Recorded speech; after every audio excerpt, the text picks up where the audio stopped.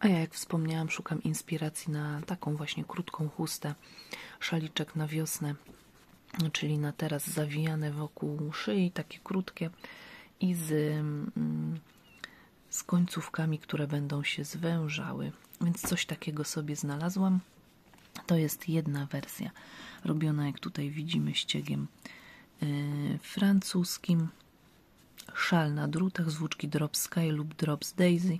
No a ja robię z Drops Charisma, ale absolutnie w niczym to nie przeszkadza. Natomiast z włóczki Drops Sky myślę, że tego typu rzecz wyszłaby fenomenalnie. No i tutaj jest opisany ten wzór i jeszcze druga wersja tego wzoru. Ściegiem ryż. I ja wybrałam właśnie, cały czas nie mogłam się zdecydować, którą wersję będę robiła, więc wydrukowałam sobie obydwa wzory, natomiast zdecydowałam się na ten będę robiła moją włóczką Charisma, a tutaj macie do tej dedykowaną Baby Merino i Drops Kid Silk.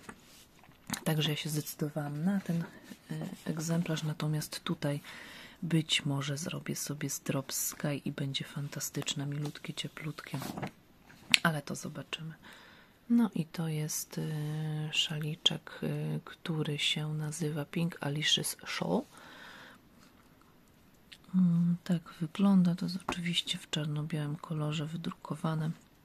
Szal na drutach z włóczek Drops Baby Merino i Drops Kid Silk. Ja robię tylko z jednej nici, więc u mnie to będzie Charisma. Przerabiamy przez poprzek robótki ściegiem ryżowym. Poprzek, czyli tak, góra-dół. Zaczynamy od jednego końca, robimy sobie dookoła i tutaj kończymy.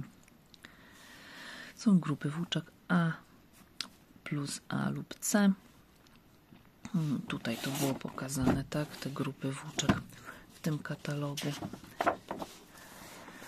Czyli A tutaj mamy A plus A, czyli jakby podwójna ta plus C, tak? Więc coś takiego. A gdzie tutaj jest moja Charisma? Czy tutaj, o, jest tutaj Charisma akurat w grupie włóczek B. Natomiast ja tak zdecydowałam, tak robię i dam znać, jaki będzie tego efekt.